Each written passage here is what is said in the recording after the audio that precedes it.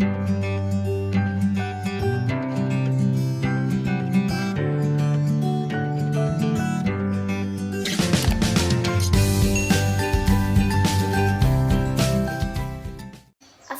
warahmatullahi wabarakatuh. Perkenalkan, nama saya Amanda Asafirallah dari Prodi S1 Kebidanan Universitas Nahdlatul Ulama, NIM 123000211. Di sini saya akan menjelaskan tentang biolistrik.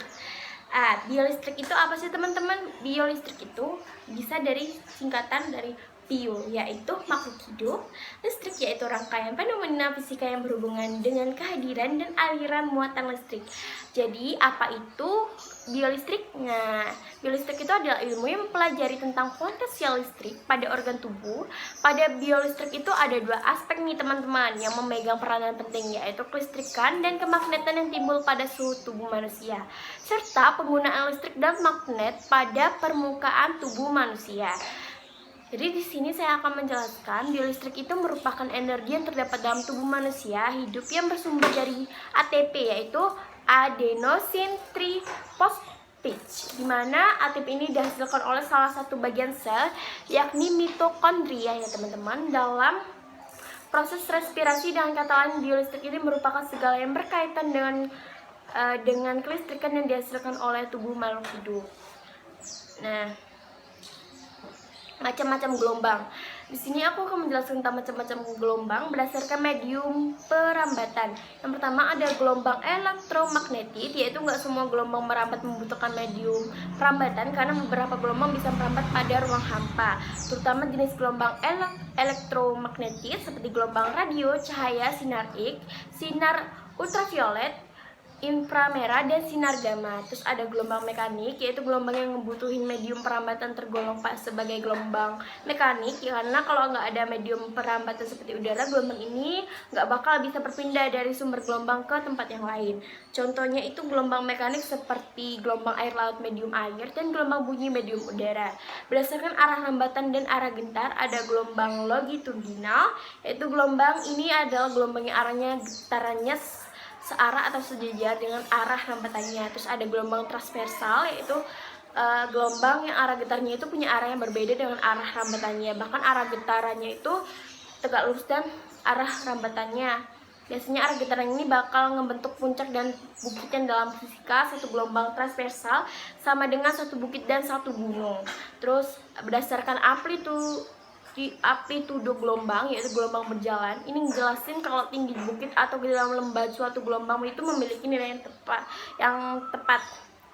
Jadi puncak dan lembah yang dibikin punya nilai puncak yang sama, dan salah satu jenis gelombang berjalan adalah gelombang air. Terus ada gelombang stasioner, yaitu gelombang ini itu memiliki amplitudo dan frekuensinya itu sama, tapi arah rambatannya itu berlawanan dan merupakan perpaduan antara gelombang datang dan gelombang pentul. Terus ada EMG. EMG itu adalah elektromiografi atau disingkat EMG. Adalah teknik yang digunakan untuk mengevaluasi fungsi saraf dan otot dengan cara merekam aktivitas listrik yang dihasilkan oleh otot skeletal. Ini merupakan tes penting yang digunakan untuk mendiagnosis kelainan otot dan saraf. Terus ada EKG. EKG ini dikenal secara luas dengan istilah EKG atau ECG, yaitu elektrokardiogram atau elektrokardiogram merupakan tes diagnostis umum yang digunakan untuk mengevaluasi fungsi jantung. Nah, terus itu EKG atau ECG ini biasanya dilakukan jika pasien mengalami kesulitan bernafas, nyeri dada, dan kelelahan secara keseluruhan. Pasien memiliki detak jantung yang tidak umum. Untuk mengawasi perkembangan penyakit jantung yang telah didiagnosa, dokter mungkin meminta EKG atau ECG dilakukan secara rutin jika pasien memiliki keluarga dan riwayat penyakit jantung. Terus ECG itu elektrogastrogram, yaitu adalah pemeriksaan yang dilakukan untuk mengukur aktivitas elektrik pada lambung selama dan setelah Anda makan. Jadi dokter itu bisa menjalankan pemeriksaan ECG pada orang yang mengalami gastroparesis, dispepsia fungsional, mual dan muntah yang tidak kunjung reda. Pasien akan diminta bermain di meja pemeriksaan. Beberapa elektroda akan dipasang pada kulit perut dan di sekitar lambung. Selama pemeriksaan itu petugas medis akan merekam aktivitas listrik lambung selama beberapa waktu. Terus ada ENG, elektronistakmografi, adalah metode yang digunakan untuk memeriksa pergerakan mata demi mengetahui seberapa baik kinerja saraf vestibular dan saraf okulomotor pada otak. Nah, terus ada ERG. ERG ini adalah elektroretinografi, adalah pemeriksaan untuk mengukur respon elektrik dari sel batang dan sel kerucut. Elektroretinografi ini biasanya dilakukan untuk membantu dokter dan mendeteksi penyakitan bawaan seperti retinitis pigmentosa, retinoblastoma, yaitu kanker pada retina, lepasnya retina pada bagian belakang bola mata, degenerasi makula, yaitu hilangnya penglihatan karena kematian sel di antara makular pada retina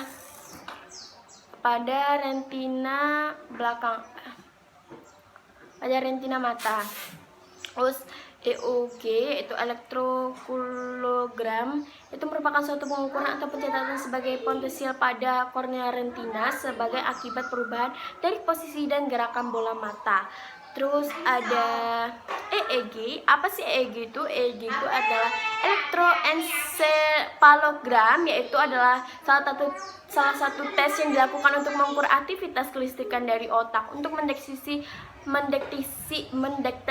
adanya kelainan dari otak. Jadi, pemeriksaan EEG ini umumnya dilakukan dengan indikasi sebagai berikut: epilepsi, demensia, narkolepsi, abnormalitas sistem saraf, abnormalitas pada otak atau tulang belakang, dan kelainan mental. Pasien yang menunjukkan adanya kelainan pada otak diindikasikan untuk melakukan tes EEG untuk dianalisa lebih lanjut. Sekian dari saya. Wassalamualaikum warahmatullahi wabarakatuh.